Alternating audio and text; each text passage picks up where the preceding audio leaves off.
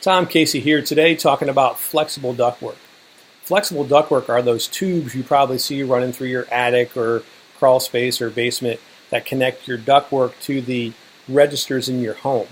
Flexible ductwork is amazing stuff and it's got lots of really positive uses. The trouble is when it's not applied or installed properly, it can cause amazing problems too. The very first problem is the sizing of it. A lot of contractors mistakenly size flexible ductwork the same way they do sheet metal ductwork, and that's a huge mistake. Flexible ductwork has a much higher resistance to airflow than sheet metal ductwork. Kind of makes sense. Sheet metal is smooth and straight and a hard surface, where flex duct is not smooth, not straight, and it's not a hard surface, so the air kind of bumps across the inside of the liner of the flex duct, and it creates more pressure drop. So there's less air available on the other end of the pipe. Think of it like a garden hose that's kind of got a couple of kinks or bends in it versus a nice straight copper pipe.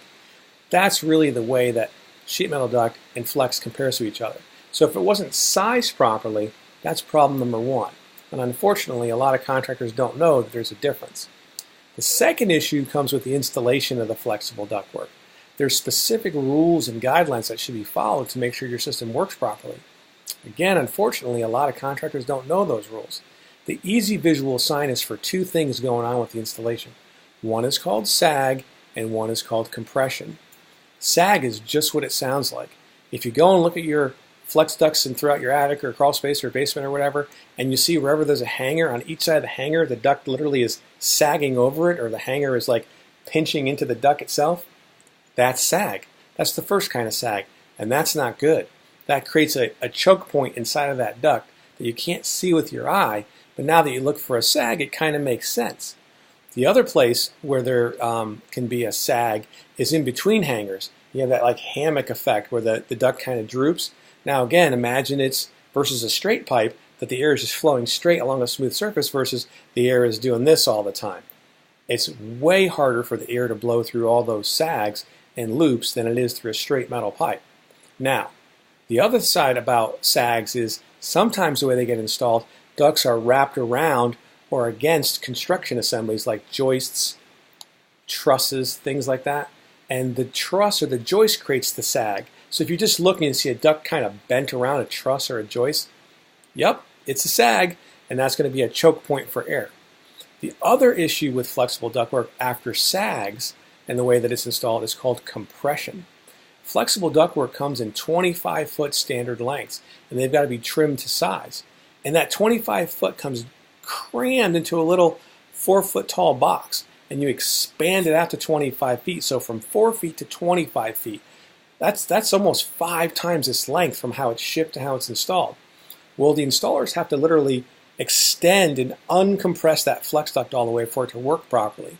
If not, the little folds, the material between the wire liner, they compress, and so a 7-inch hole becomes a 6-inch hole, a 5-inch hole. It compresses down, and it's a much smaller duct, and it's a much rougher surface, way harder for air to flow. And most ducts get installed what's called roughed in. They get installed before the house and the construction is complete, so the installer will install a duct and run the flexible ductwork so the sheetrockers can do their job, and then go back later, and they're supposed to trim it off and make a connection, but usually what they do is just push the excess up above into the attic or the crawl space so it's out of sight, out of mind. They make their connection. Meanwhile, right there at that extra length is a ton of compression, and that compression equals pressure loss. And the things we're talking about with sag and compression, as little as 30% compression could more than double the friction loss or the pressure that your system has to overcome to blow air to your spaces. Now think about this. In just a 10-foot length of flex duct, if 3 feet is just a little S shape or a little curvy shape or a little loop-de-loop or something like that, that's 30% compression equals more than 2 times the friction loss rate by the book. Now, by the book is one thing, but Texas A&M did a study, and what Texas A&M found is it could be actually 10 times the pressure loss with as low as 30% compression. So the real world is really not good if we don't get flux duct right. We will do a test on your system as part of your normal service called a external static pressure test. It's kind of like having your blood pressure taken when you go to the doctor. And that'll tell us the relative pressures of the supply and return in your system. And if we see a problem, we'll bring it to your attention, just like a doctor would bring to your attention that you have high blood pressure. And we'll go looking and we'll see if we can find any of these sags or compression that are going to cause the problem. And just like a restricted or blocked artery in our body is going to cause a heart attack, those sags and compressed ducts can add up to a big heart attack waiting to happen. Usually it's not a question of if it's going to happen, it's a question of when it's going to happen. So that's what you need to know about flex ducts. Boom.